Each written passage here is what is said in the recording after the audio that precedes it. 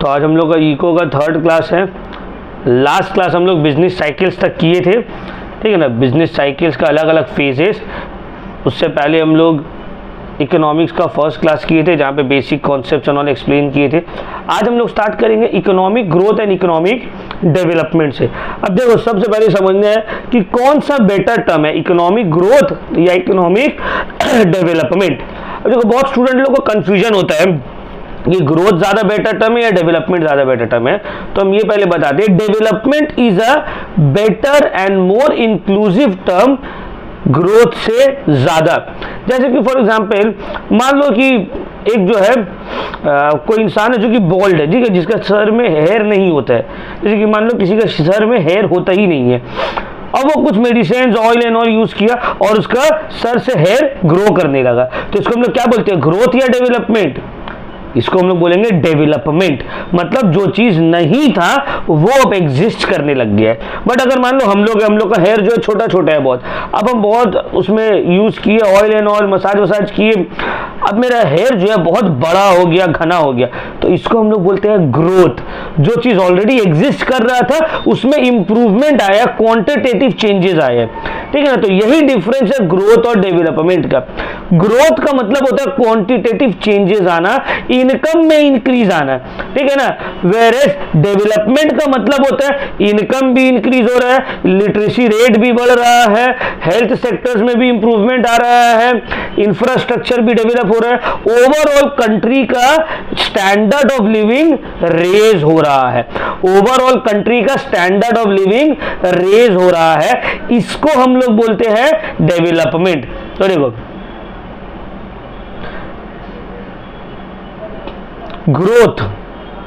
growth refers to sustained increase in per capita real income over a long period of time accompanied with increase in labor force consumption and total trade।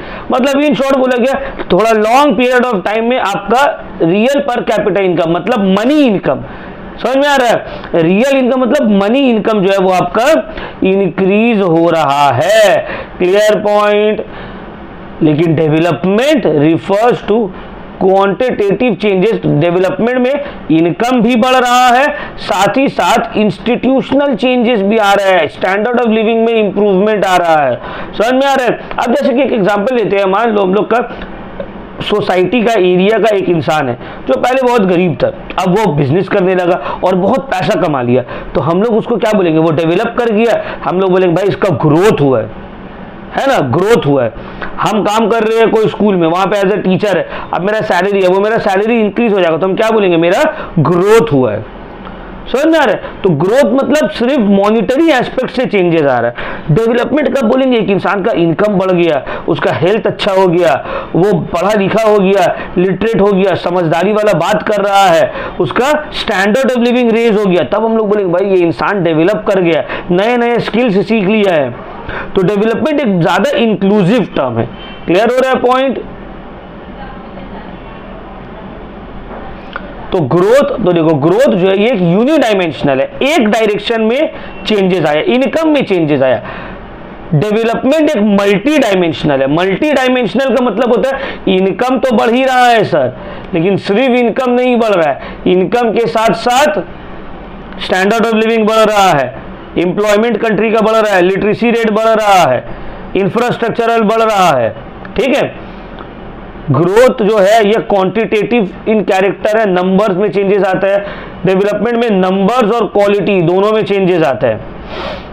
Growth कैसे पता लगेगा, national income increase हो गया country का, कोई इंसान का growth देखना है, बैंक बैलेंस देखो, पैसा ज्यादा कमा रहा, खत्म। डेवलपमेंट में welfare of the people, education, health care भी बढ़ेगा, इंप्रूव होगा इनकम के साथ साथ। नेक्स्ट है, देखो ग्रोथ जो प्रॉब्लम है वो डेवलप कंट्री, जैसे कि यूएसए, ये लोग क्या करें, ये लोग सिर्फ ग्रोथ के ऊपर ध्यान देगा। डेवलप तो ऑलरेडी है, हर चीज तो ऑलरेडी प्रेजेंट है, लेकिन जो हम लोग का इंडिया है अंडर डेवलप या डेवलपिंग कंट्री, हम लोग डेवलपमेंट की तरफ ध्यान देंगे। हम लोग को इनकम भी इंक्रीज करना है, इंफ्रास्ट्रक्चर भी इंक्रीज करना है, एम्प्लॉयमेंट भी जनरेट करना है, हम लोग को हर चीज में इंप्रूवमेंट चाहिए। ग्रोथ सिंपली मेजर हो सकता है, डेवलपमेंट मेजर करना थोड़ा सा क्रिटिकल है। अच्छा, ग्रोथ जो है ये एक नैरो कॉन्सेप्ट है, छोटा टर्म है। डेवलपमेंट एक ब्रॉड एस्पेक्ट है। Economic growth without development can be possible. एक इंसान पैसा कमा लिया, डेवलप्ड नहीं हुआ, पॉसिबल है। एक कंट्री पैसा कमा लिया, ग्रोथ हुआ है, लेकिन डेवलपमेंट कुछ नहीं आया। लेकिन development without growth is not possible. जब तक आप पैसा नहीं कमाओगे तो आपका स्टैंडर्ड ऑफ लिविंग रेस कैसे होगा? तो ग्रोथ हो सकता है विदाउट डेवलपमेंट, डेवलपमेंट नहीं हो सकता है विदाउट ग्रोथ। ठीक है ना? चलो नेक्स्ट, अब होपफुली आप लोग का क्लियर हो गया होगा ग्रोथ और डेवलपमेंट के बीच का क्या डिफरेंस है। होपफुली आपका पूरा ये चीज क्लियर हो गया, what is the difference between growth and development. Next हम लोग आते हैं sir fiscal policy and monetary policy. क्या मतलब है सर फिस्कल पॉलिसी और मॉनेटरी पॉलिसी का? देखो, फिस्कल पॉलिसी का मतलब होता है the policy of the government, एकदम इजी लैंग्वेज में तुमको समझा रहे हैं, the policy of the government related to government taxation, government expenditure and government borrowing. Government का policy related to taxation, government policy and government borrowings is known as fiscal policy. तो देखो, दो important policies है modern economies में जिससे control किया जाता है इकोनॉमिक एक्टिविटीज को। एक है फिस्कल पॉलिसी, एक है मॉनिटरी, एक है फिस्कल पॉलिसी, एक है मॉनिटरी पॉलिसी। फिस्कल पॉलिसी और बजटरी पॉलिसी का मतलब होता है important mechanism of government intervention in the economy by application of policy of taxation, expenditure and borrowings bye them.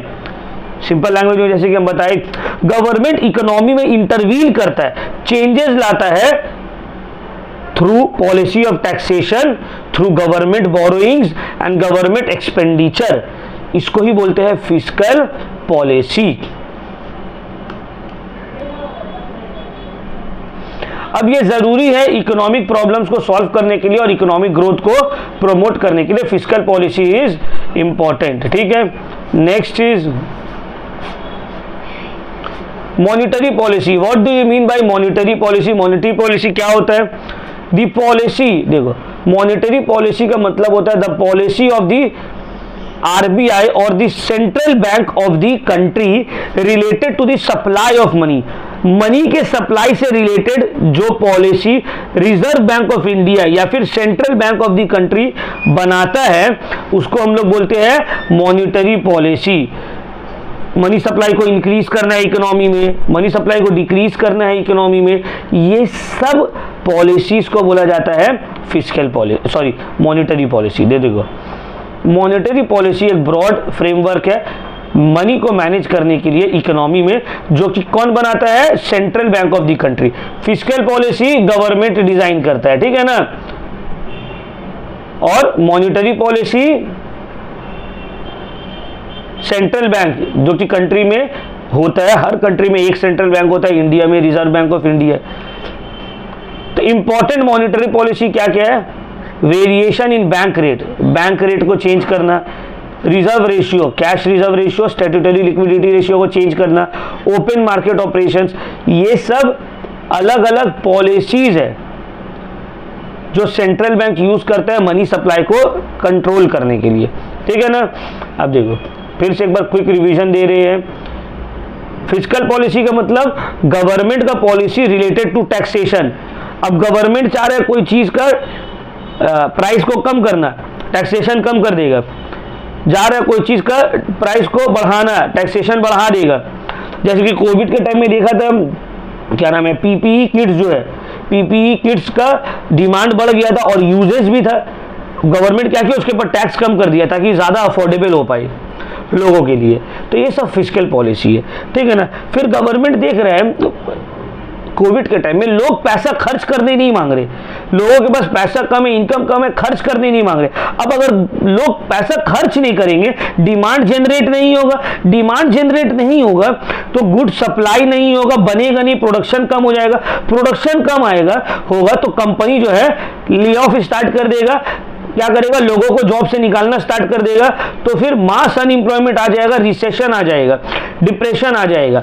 Government क्या किया, अपना गवर्नमेंट एक्सपेंडिचर बढ़ा दिया, मतलब गवर्नमेंट खर्च ज्यादा करने लगा ताकि डिमांड जनरेट हो। क्लियर हो रहा है पॉइंट? तो ये सब जो पॉलिसीज है ना, ये सब रिलेटेड है फिस्कल पॉलिसी से या बजटरी पॉलिसी से। समझ में आ रहा है? गवर्नमेंट तुमको पैसा देता है, लक्ष्मी भंडार का गवर्नमेंट पैसा दे रहा है, स्कॉलरशिप का, क्यों? ताकि तुम खर्च करो। गवर्नमेंट चाह रहा है कि तुम खर्च करो। जब तुम खर्च करोगे तो डिमांड जनरेट होगा, डिमांड जनरेट होगा तो प्रोडक्शन बढ़ेगा, प्रोडक्शन बढ़ेगा तो ज्यादा लोगों को एम्प्लॉयमेंट मिलेगा, ज्यादा लोगों को एम्प्लॉयमेंट मिलेगा तो पॉवर्टी कम होगा। ये सब एक दूसरे से इंटर रिलेटेड है। इसीलिए इकोनॉमी में बोला जाता है स्पेंड करो, स्पेंडिंग करो, खर्च करो। समझ में आ रहा है?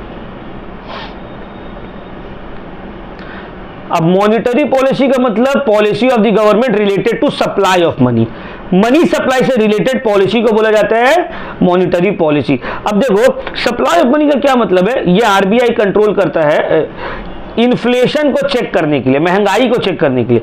हम लोग बचपन में सबको ये चीज सोचते होंगे, हम भी सोचते थे, तुम लोग भी सोचते ही होगे कि सर जब सरकार पैसा छाप सकता है तो सरकार क्यों हम लोग से टैक्स ले रहा है, और सरकार क्यों ने पैसा छाप के पूरा कंट्री का गरीबी को दूर कर दे। ये जो क्वेश्चन है हर इंसान के दिल में, जहन में कभी ना कभी तो रहता ही है और आता ही है। हम लोग भी ये चीज सोचते थे कि भाई सरकार जब पैसा छाप सकता है तो पैसा छापे, क्यों हम लोग से टैक्स ले रहे और पूरा कंट्री में बांट के सब गरीब लोग को अमीर कर दे। नहीं हो सकता है बाबू ऐसा। क्यों? अगर सरकार ये करने को लग जाएगा तो इकोनॉमी कोलैप्स कर जाएगा, इन्फ्लेशन तेजी से बढ़ेगा, महंगाई तेजी से बढ़ेगा। क्योंकि जब भी कोई कंट्री में मनी सप्लाई बढ़ जाता है ना, मनी सप्लाई इंक्रीज हो जाता है तो उस कंट्री में इन्फ्लेशन, महंगाई बढ़ने लगता है। समझ में आ रहा है? तो अगर गवर्नमेंट अपने मर्जी से नोट छाप के सबको बांट देगा तो इन्फ्लेशन बहुत तेजी से राइज हो जाएगा। आप लोग हिस्ट्री में ये चीज पढ़े होंगे, वर्ल्ड वॉर 2 के वक्त में हिटलर यही गलती किया था, इकोनॉमी जर्मनी का कोलैप्स कर दिया था, इतना नोट प्रिंट कर दिया था। और अभी भी आप लोग चेक किए होंगे वेनेजुएला में भी वही हाल हुआ, इतना ज्यादा करेंसी प्रिंट हो गया है कि वहां का करेंसी का कोई वैल्यू ही नहीं रहा। क्लियर हुआ पॉइंट? समझ में आया? क्या हुआ? हाँ ऑब्वियसली यस, अगर कंट्री में एक्स्ट्रा मनी सप्लाई बहुत बढ़ गया तो महंगाई बढ़ने लगेगा। अब इसका परफेक्ट एग्जांपल देते हैं, मान लो कोलकाता का एग्जांपल लेते हैं, 2 एरिया, एक जहाँ पे हम रहते हैं तोपसिया और एक एरिया ले लेते हैं पार्क स्ट्रीट। तो सामान कहाँ पे ज्यादा महंगा मिलेगा, तोपसिया में या पार्क स्ट्रीट में? पार्क स्ट्रीट में महंगा मिलेगा। क्यों? क्योंकि तोपसिया एरिया के लोगों का अर्निंग कंपैरेटिवली लो है कंपेयर टू पार्क स्ट्रीट। तो जो शॉपकीपर पार्क स्ट्रीट में बेच रहा है उसको पता है कि यहाँ का एरिया का अर्निंग ज्यादा है तो हम ज्यादा महंगा में बेचेंगे। जो तोपसिया में बेच रहा है उसको पता है कि यहाँ का लोगों का अर्निंग कम है तो कम में बेचता है। तो फर्क पड़ा ना मनी सप्लाई से महंगाई में। तो ये सब अलग अलग रेशियोज है जिसको डिटेल में हम एक्सप्लेन करेंगे, आगे जो चैप्टर्स रहेगा बैंकिंग में उसमें एक्सप्लेन करेंगे ये सबको डिटेल में। बैंक रेट क्या है, रिजर्व रेशियोज क्या है, ओपन मार्केट ऑपरेशंस क्या है और किस तरह से इसको यूज करके मनी सप्लाई को इंक्रीज या डिक्रीज किया जाता है। ठीक है ना?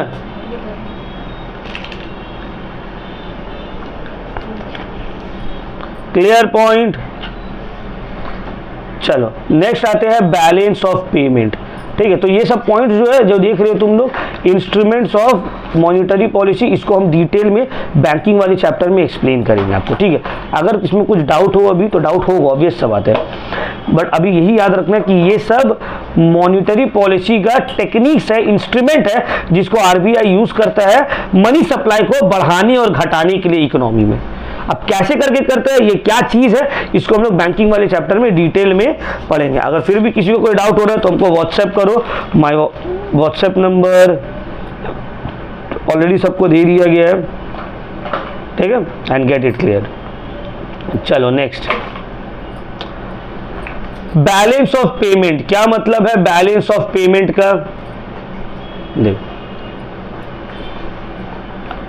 अब इसका हम एक एग्जाम्पल आपको देते हैं, बैलेंस ऑफ पेमेंट समझाने के लिए आपको एक एग्जाम्पल देना पड़ेगा, तब जो है आपको पूरा क्लियर हो जाएगा बैलेंस ऑफ पेमेंट होता क्या है। देखो, एक पर्टिकुलर ईयर में एक कंट्री बहुत सारे कंट्री के साथ ट्रेड करता है, जैसे कि इंडिया यूएस के साथ भी ट्रेड कर रहा है, चाइना के साथ भी ट्रेड कर रहा है, जापान के साथ भी ट्रेड कर रहा है, बहुत सारा कंट्री के साथ ट्रेड कर रहा है। हम यहाँ दो कंट्री के एग्जांपल लेते हैं, यूएस एंड चाइना। यूएस के साथ ट्रेडिंग हो रहा है और ये चाइना के साथ ट्रेड हो रहा है। कौन कर रहा है? इंडिया। कौन कर रहा है? इंडिया। ट्रेड का मतलब क्या है सर? ट्रेड का मतलब है बाइंग एंड सेलिंग। ट्रेड का मतलब है बाइंग एंड सेलिंग, ठीक है ना।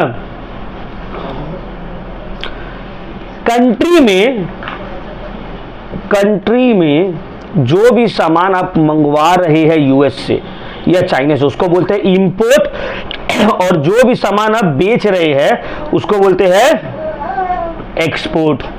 मान लेते हैं एक्सपोर्ट जो है, जो हम बेचे हैं, वो हो रहा है टोटल 1 लाख रुपीस का। यूएसए को हम एक्सपोर्ट किए हैं टोटल गुड्स एंड सर्विसेज कितना? 1 लाख रुपीस का। और यूएस से हम इंपोर्ट कितना का करवाए हैं? टोटल हम करवाए हैं 80,000 रुपया का। चाइना को हम एक्सपोर्ट किए हैं 50,000 रुपया का। चाइना से इंपोर्ट मतलब सामान मंगवाए हैं पूरे साल में 2 लाख रुपया का। समझ लो बात को। यूएस से एक्सपोर्ट मतलब सामान यूएस से मंगवाए है कितना?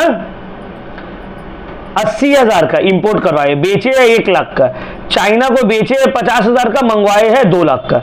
इन शॉर्ट यूएसए से एक साल में हम लोग 20,000 रुपीज ज्यादा एक्सपोर्ट किए, मतलब 20,000 का सामान हम लोग ज्यादा बेच दिए हैं यूएस को। यूएस से हम लोग को 20,000 रुपीज प्लस आएगा। इसको बोलते हैं सरप्लस। क्या बोलते हैं? सरप्लस। मतलब हम लोग पॉजिटिव में है। चाइना में उल्टा हो गया, बेचे 50,000 का, खरीद लिए 1 लाख का, 2 लाख का। तो चाइना में 1.5 लाख रुपया का सामान जो है हम लोग ज्यादा इंपोर्ट करवाए, मतलब चाइना को 1.5 लाख हम लोग को देना पड़ेगा। इसको बोलते हैं डेफिशिएट। क्या बोलते हैं? और इसको बोलते हैं सरप्लस। और ये अकाउंट को बोलते हैं बैलेंस ऑफ पेमेंट। क्या बोलते हैं? Balance of payment. Balance of payment का मतलब क्या? अब देखो, balance of payment refers to the systematic record of every economic transaction of a resident of a country with the rest of the world during a specified period of time. मतलब country में रहने वाले लोग, citizens, residents जितने भी हैं, वो दूसरे कंट्री के साथ जो बाइंग एंड सेलिंग कर रहे हैं, इंपोर्ट एंड एक्सपोर्ट कर रहे हैं, वो एक साल में पूरा जो रिकॉर्ड है उसका, उसको बोला जाता है बैलेंस ऑफ पेमेंट। समझ में आ रहा है? जैसे हम यहाँ पे देखो एक रिकॉर्ड, एक लेजर बना के तुमको शो किया, कितना का सामान हम लोग मिलकर बेचे हैं, कितना का हम लोग मंगवाए हैं, कितना का हम लोग चाइना को बेचे हैं, कितना का हम लोग चाइना से मंगवाए हैं। अगर हम लोग एक्सपोर्ट ज्यादा कर रहे हैं, इंपोर्ट कम कर रहे हैं, तो हम लोग का बैलेंस ऑफ पेमेंट सरप्लस में रहेगा। अगर हम लोग इंपोर्ट ज्यादा कर रहे हैं, मंगवा ज्यादा रहे हैं, बेच कम रहे हैं, तो हम लोग का बैलेंस ऑफ पेमेंट डेफिसिट या नेगेटिव में रहेगा। सर अगर दोनों बराबर हो गया तो हम लोग बोलेंगे ना ही सरप्लस है ना ही डेफिसिट है। ठीक है, तो बैलेंस ऑफ पेमेंट का मतलब total exports minus total import, जितना सामान बेचे हैं माइनस जितना मंगवाए हैं। ठीक है ना? Clear point? अब देखो, हर कंट्री चाहता है कि मेरा बैलेंस ऑफ पेमेंट सरप्लस में रहे। हम लोग ज्यादा बेचे, मंगवाई कम, हर कंट्री यही चाहता है। हम लोग के यूएस के साथ सरप्लस है, चाइना के साथ हम लोग को बहुत डेफिसिट बैलेंस ऑफ पेमेंट है, क्योंकि चाइना को हम लोग कुछ देते ही नहीं है और हर सामान चाइना का है, made in China, made in China, everything. Boycott China वाला टी शर्ट भी चाइना से ही बन के आता है, बॉयकॉट चाइना वाला स्टिकर भी चाइना से ही बन के आ रहा है। ये चश्मा, टी शर्ट, मशीन, सब कुछ तो चाइना का ही यूज कर रहे हैं हम लोग। तो चाइना का सरप्लस बहुत ज़्यादा रहता है इंडिया के साथ, और इंडिया का जो है चाइना के साथ बहुत ज़्यादा नेगेटिव रहते हैं, ठीक है। और ज़रूरत भी है, इसलिए देखो जब इंडिया का लड़ाई होता है पाकिस्तान के साथ हम लोग पूरा बॉयकॉट कर देते हैं। अभी टर्की को हम लोग बॉयकॉट कर दिए है ना, अजरबैजान को बॉयकॉट कर दिए, बट चाइना को बॉयकॉट कर सकते हैं? पॉसिबल ही नहीं है। बॉयकॉट चाइना भी चाइना फ़ोन से ही लिखना पड़ रहा है। अभी तो हम लोग रेडमी यूज़ कर रहे हैं, रेडमी हो गया, जियोमी हो गया, these are all Chinese companies. ये सब क्या है? सब तो चाइनीज़ कंपनी है, और आधे से ज़्यादा मार्केट शेयर इन लोग का कैप्चर किया हुआ है। लैपटॉप्स, इलेक्ट्रॉनिक्स तो पूरा वहीं से ही आ रहा है, समझ में आ रहा है। उल्टा अगर वो लोग हम लोग को बॉयकॉट कर देगा कि नहीं बेचेंगे, तो हम लोग फंस जाएंगे। तो इंडिया को चाहिए कि डोमेस्टिकली कुछ करे, चाइना का डिपेंडेंसी हटाए। तो देखो बैलेंस ऑफ पेमेंट समझ में आ गया कि एक साल में कंट्री में रहने वाले जितने भी लोग हैं, जितना भी गुड्स एक्सपोर्ट कर रहे हैं और इंपोर्ट कर रहे हैं, दोनों का जो वैल्यू का डिफरेंस है उसी को बोलते हैं बैलेंस ऑफ पेमेंट। उसी को क्या बोलते हैं? Balance of payment. Got it? तो देखो अगर टोटल रिसीट्स मतलब एक्सपोर्ट ज्यादा है, इंपोर्ट कम है, तो हम लोग उसको बोलते हैं फेवरेबल बैलेंस ऑफ पेमेंट या सरप्लस बैलेंस ऑफ पेमेंट। अगर उल्टा है, इंपोर्ट ज्यादा है, एक्सपोर्ट कम है, उसको हम लोग बोलते हैं एडवर्स या अनफेवरेबल या डेफिशिएंट बैलेंस ऑफ पेमेंट। ठीक हो गया? क्लियर हो गया पॉइंट? सर अगर बैलेंस ऑफ पेमेंट नेगेटिव है, अच्छा एक मिनट इसको लगाना ना थोड़ा, ये वाला है वहाँ पे, ये यहाँ पे भी चलेगा, यहाँ पे भी लग सकता है, दिन नॉट अ प्रॉब्लम। भाई यहाँ में मत लगाओ, वहाँ पे ही लगाओ।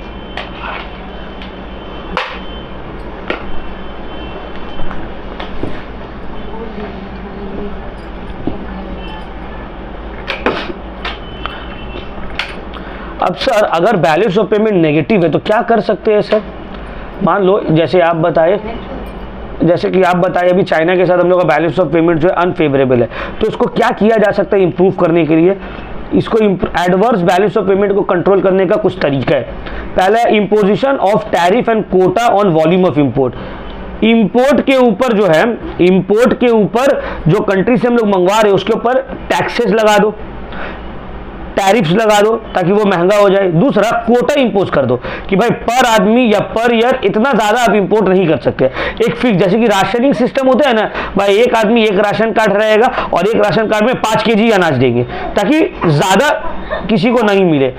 तो उसी तरह से कोटा इंपोज कर दो कि एक आदमी इससे ज़्यादा इंपोर्ट नहीं कर सकता है, ताकि इंपोर्ट में रेस्ट्रिक्शंस आए। इंपोर्ट कम होगा, हाँ लिमिटेशंस, मैक्सिमम लिमिट सेट कर दो।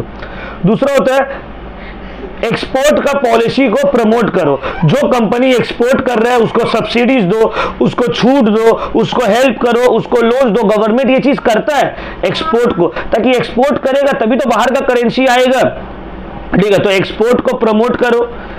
इंपोर्ट सब्स्टिट्यूशन, इंपोर्ट सब्स्टिट्यूशन का मतलब है देखो जो सामान चाइना से आ रहा है, दूसरे कंट्री से आ रहा है, उसको अपने कंट्री में बनाने का कोशिश करो। जैसे कि ये चश्मा अब ये चाइना से आ रहा है तो कोशिश करो कि ये चश्मा को इंडिया में बनाया जाए।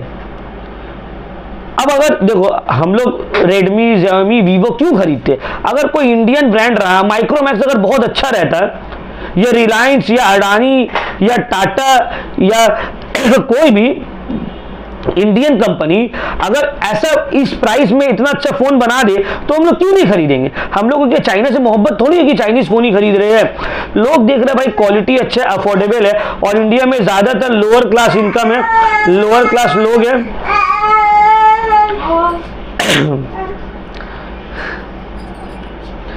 लोअर क्लास लोग हैं, लोअर क्लास इनकम वाले लोग हैं, तो वो लोग प्रीफर करता है cheap and better quality product. तो इंपोर्ट सब्स्टिट्यूशन करो।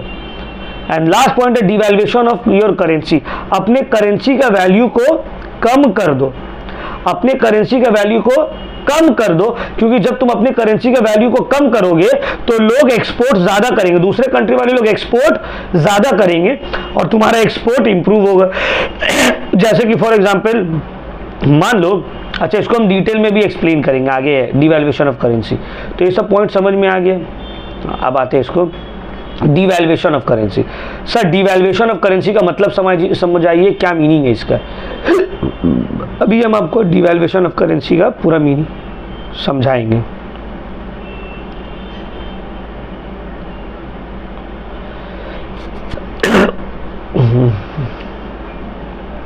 डिवैल्यूएशन ऑफ करेंसी का मतलब होता है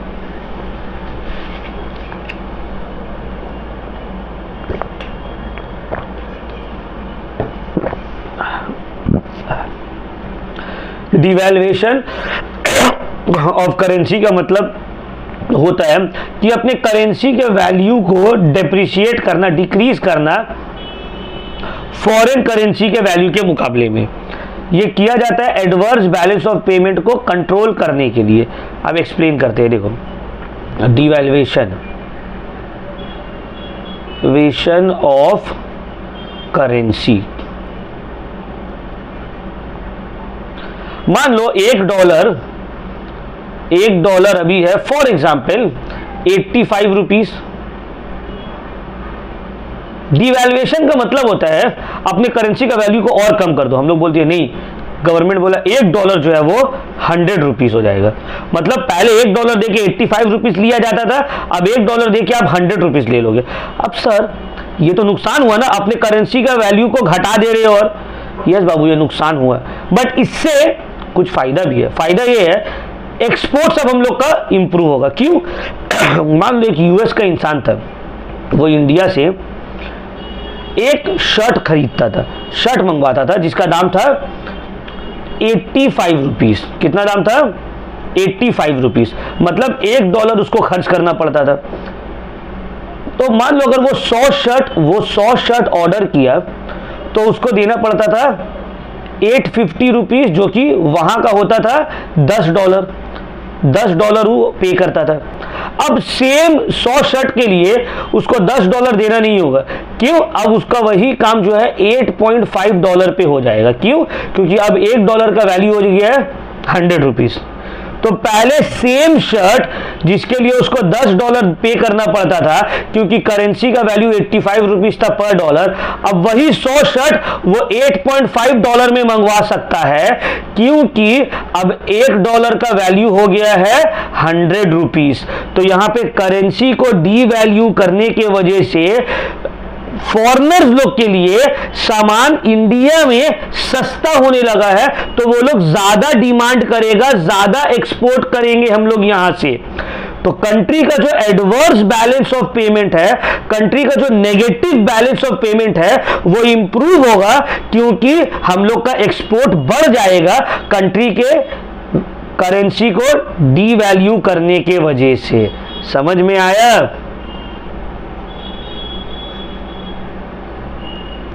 ठीक है, बट सर इसका कुछ खराब इंपैक्ट भी होता है। कंट्री का इकोनॉमी में बोलेगा रे कंट्री का जो करेंसी है वो घटते जा रहा है। ठीक है, तो इंपोर्ट महंगा हो जाएगा। अब मान लो हम लोग कोई सामान अगर यूएस से मंगवा रहे हैं, पहले अगर $1 पे करते थे 85 रुपीज का सामान में, अब हम लोग को $1.3 पे करना पड़ेगा, क्योंकि करेंसी का वैल्यू घट गया। तो यहाँ पे एक्सपोर्ट में तो फायदा होता है, इंपोर्ट में नुकसान हो जाता है। प्लस यहाँ का लोग जो वहां पढ़ने जा रहे हैं, उन लोग को जो पैसा भेजा जाता है एडमिशन का, रहने का, वो ज्यादा पे करना पड़ेगा। बट हाँ, वहां के लोग जो अर्न कर रहे हैं वो इंडिया में भेजेंगे, उन लोगों का प्रॉफिट होगा। तो दोनों ही साइड्स है, प्रॉफिट भी होता है और लॉस भी होता है डिवैल्यूएशन से। क्लियर हुआ पॉइंट? चलो next, open and closed economy. क्या मतलब है ओपन एंड क्लोज्ड इकोनॉमी का? ओपन इकोनॉमी का मतलब होता है वो इकोनॉमी जहां पे फॉरेन ट्रेड होता हो, वो कंट्री जो दूसरे कंट्री के साथ बाइंग एंड सेलिंग करता है, इंटरनेशनली बाइंग एंड सेलिंग होता है, उसको हम लोग बोलते हैं ओपन इकोनॉमी। जब इंटरनेशनली बाइंग एंड सेलिंग होगा, एक कंट्री दूसरे कंट्री के साथ सामान बेचेगा, खरीदेगा freely without any restrictions, international trade हो पा रहा है कोई कंट्री में, उसको हम लोग बोलेंगे ओपन इकोनॉमी। और क्लोज्ड इकोनॉमी और आइसोलेटेड इकोनॉमी का मतलब होता है वो इकोनॉमी जहां पे freely without restrictions buying and selling नहीं हो पाता है। इकोनॉमी में एक्सपोर्ट इंपोर्ट करना पॉसिबल नहीं है। ठीक है, देखो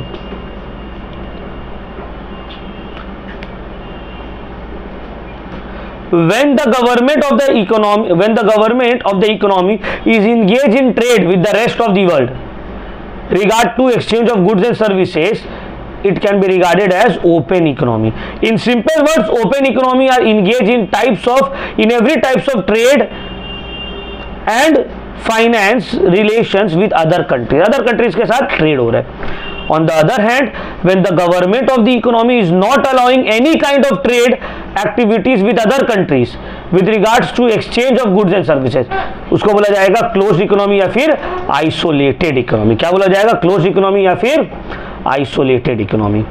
चलिए नेक्स्ट आते हैं direct tax and indirect tax. Sir क्या मतलब है डायरेक्ट टैक्स का और इनडायरेक्ट टैक्स का? देखिए, डायरेक्ट टैक्स का मतलब होता है, सबसे पहले तो टैक्स समझेंगे.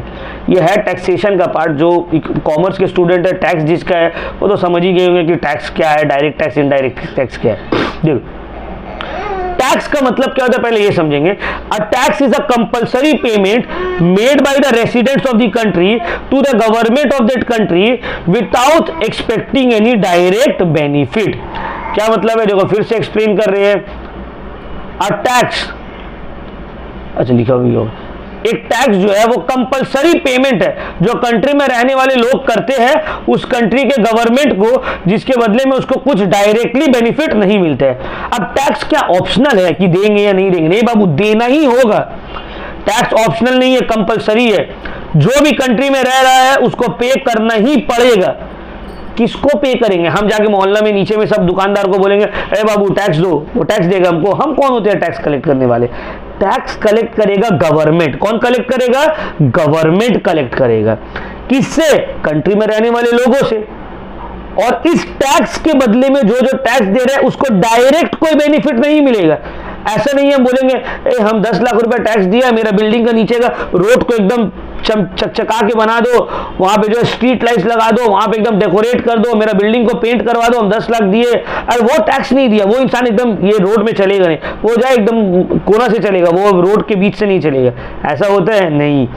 टैक्स का पैसा जो आप पे करते हैं उससे डायरेक्ट बेनिफिट आपको नहीं मिलेगा, जनरल बेनिफिट मिलेगा. हाँ भाई, वो टैक्स के पैसे से रोड्स बनेगा, वो रोड्स में आप भी चलिए, हम भी चलेंगे. वो टैक्स के पैसे से पार्क्स मेंटेन होगा, वो टैक्स के पैसे से गवर्नमेंट स्कूल्स एंड कॉलेजेस बनेगा, स्कॉलरशिप्स दिया जाएगा. जनरल बेनिफिट के लिए जो टैक्स पे कर रहा है उसको भी फायदा होगा, जो नहीं पे कर रहा है उसको भी बेनिफिट मिलेगा. तो टैक्स जो है वो एक कंपलसरी पेमेंट है जो कंट्री में रहने वाले नागरिक पे करते हैं उस कंट्री का गवर्नमेंट को, जिससे डायरेक्ट कोई बेनिफिट उसको नहीं मिलेगा. जनरल बेनिफिट्स ओवरऑल सबको होगा. क्लियर हो गया टैक्स का मतलब? अब टैक्स दो तरह का होता है, एक होता है डायरेक्ट टैक्स, दूसरा होता है इनडायरेक्ट टैक्स. डायरेक्ट टैक्स का मतलब होता है वो टैक्स जो जिस इंसान के ऊपर लागू होता है उसी को पे करना पड़ेगा. जो इंसान, मतलब अगर टेक्निकल टर्म में बोला जाए तो direct tax is a tax in which the incidence of tax and the impact of tax falls on the same person. मतलब जो इंसान के ऊपर वो टैक्स लागू हुआ है उसी को वो टैक्स का भरपाई करनी होगा, उसी के ऊपर उस टैक्स का बोझ डलेगा. जैसे कि फॉर एग्जाम्पल दीजिए सर, इनकम टैक्स. हम पैसा कमाए मान लो 10 लाख रुपया, गवर्नमेंट बोला 30% टैक्स दो, तो 10 लाख हम कमाए, मेरा ऊपर वो टैक्स लागू होगा और हमको ही अपने कमाई से वो पैसा गवर्नमेंट को पे करना पड़ेगा. इनडायरेक्ट टैक्स में ऐसा नहीं है. इनडायरेक्ट टैक्स में क्या होता है, इनिशियली तो वो टैक्स किसी और के ऊपर पड़ता है, वो पे करेगा, फाइनली उसका बर्डन जो है वो किसी और के ऊपर शिफ्ट हो जाएगा. An indirect tax is a tax in which the incidence of tax falls on one person and the impact of tax falls on another person. जैसे कि GST, तो मान लो ये लैपटॉप और मोबाइल फोन जिसमें हम आप लोगों को क्लास करवा रहे हैं, ये दुकानदार खरीद के लाया होगा मैन्युफैक्चरर से. जब दुकानदार खरीद के लाया होगा वो इसके ऊपर टैक्स दिया होगा. हाँ सर दिया होगा. बट फिर जब हम खरीदने गए वो शॉपकीपर से, दुकानदार से, वो दुकानदार हमको बेचा और हमसे भी टैक्स ले लिया. मतलब वो जो टैक्स दिया था मैन्युफैक्चरर को, कस्टमर से वसूल लिया. उसी तरह मैन्युफैक्चरर भी जब लैपटॉप बनाया होगा, स्पेयर पार्ट्स खरीदा होगा, वो सब में वो टैक्स दिया होगा, तो मैन्युफैक्चरर जो टैक्स दिया था वो रिटेलर से वसूल लिया, रिटेलर जो टैक्स दिया था वो कस्टमर से वसूल लिया. तो इनिशियली तो टैक्स दिया था मैन्युफैक्चरर और रिटेलर, बट उसका पूरा का पूरा बोझ, बर्डन जो है किसके ऊपर पड़ गया? कंज्यूमर के ऊपर पड़ गया. तो ये है इनडायरेक्ट टैक्स. इसीलिए देखना, इनडायरेक्ट टैक्स में कस्टमर को ही नुकसान होता है. टैक्स बढ़ा तो दुकानदार लोग अपने पॉकेट से थोड़ी देगा, गोल्ड के ऊपर टैक्स बढ़ गया, कपड़ा के ऊपर टैक्स बढ़ गया, तो दुकानदार लोग या मैन्युफैक्चरर लोग अपने पॉकेट से थोड़ी देगा, वो लोग इनिशियली तो दे देगा, बाद में उसका पूरा बर्डन जो है हम जैसे कंज्यूमर के ऊपर पड़ जाएगा। देखो पेट्रोल में टैक्स पड़ता है तो क्या पेट्रोल कंपनी टैक्स थोड़ी देता है, टैक्स तो फिर कस्टमर जो पेट्रोल भरा रहे हैं उसको देना पड़ेगा। तो ये होता है इनडायरेक्ट टैक्स। डायरेक्ट टैक्स के एग्जांपल क्या क्या है? Income tax, property tax, wealth tax, professional tax. Indirect tax के example sales tax, excise duty, entertainment tax, GST, ये सब इनडायरेक्ट टैक्स का क्या है भाई? एग्जांपल्स है। Clear point? कोई भी डाउट है तो पूछ सकते हैं। चलिए नेक्स्ट आते हैं standard of living. Standard of living का क्या मतलब है सर? स्टैंडर्ड ऑफ लिविंग का मतलब होता है तुम्हारा रहन सहन का तरीका, तुम्हारा way of life. It can be defined as the degree of comforts that the inhabitants of the country can enjoy from the respective society. क्या मतलब है? देखो, एक अमीर आदमी और गरीब आदमी, एक अमीर बच्चा जन्म लिया, गरीब बच्चा जन्म लिया, तो क्या बोलते हैं? ये अमीर बच्चा 200 साल तक जिएगा, गरीब बच्चा तो जल्दी, उसका ज्यादा दिन का जिंदगी नहीं है, ऐसा होता है नहीं। अल्लाह ताला जितना जिसके नसीब में रखे है हयात उतना वो जिएगा। तो अमीर और गरीब के बीच में लाइफ स्पैन का डिफरेंस हो ये जरूरी नहीं है। हो सकता है वो गरीब इंसान जो है ज्यादा जी जाए कंपेयर टू अमीर इंसान। तो डिफरेंस कहां आता है? डिफरेंस आता है क्वालिटी ऑफ लाइफ में, जिसको हम लोग बोलते हैं स्टैंडर्ड ऑफ लिविंग। हम लोग भी जी रहे हैं, अंबानी भी जी रहे हैं, बट हम लोग का रहन सहन का तरीका और अंबानी जी का रहन सहन का तरीका में डिफरेंस है। अब हम उठेंगे, नीचे से जाएंगे, 20 रुपये का नाश्ता ले लेंगे, दिन में जो है 50-60 रुपये चावल वाला चावल बन गया, सब्जी गोश्त बन गया, वो खा लेंगे। हम लोग घूमने जाएंगे भाई, बस में ट्रैवल कर रहे, ऑटो में ट्रैवल कर रहे, उसका अपना BMW है, ऑडी है, तो ट्रैवलिंग तो सभी कर रहे हैं, लेकिन वे ऑफ लिविंग डिफरेंट हो जाएगा। यही वे ऑफ लिविंग को बोलते हैं standard of living. Develop country में, यूएस में स्टैंडर्ड ऑफ लिविंग हाई है क्योंकि इनकम हाई है। इंडिया में, बांग्लादेश में, पाकिस्तान में, श्रीलंका में, युगांडा में, नमीबिया में, African countries, Asian countries, standard of living low है क्योंकि लोगों का इनकम लो है। तो स्टैंडर्ड ऑफ लिविंग का मतलब होता है आपका रहन सहन का तरीका, quality of life. Clear point? तो जब आपके पास पैसा बढ़ता है, जब मान लो हम अमीर हो गए, तो क्या हम बोलेंगे अब हम अमीर हो गए, अब हम 50 साल ज्यादा जिएंगे? नहीं, जिंदगी तो उतना ही है जितना ऊपर वाला दिया है। हाँ, इंसान अमीर हो गया, पैसा कमा लिया, तो उसका क्वालिटी ऑफ लाइफ इंप्रूव हो जाएगा। अगर पहले ऑटो में जा रहे तो अब अपना कार में जाएंगे, कोई कार में जा रहा है तो वो अपना चॉपर में जाएगा, तो क्वालिटी ऑफ लाइफ इंप्रूव हो जाता है। ठीक है, तो समझ में आया स्टैंडर्ड ऑफ लिविंग का मतलब।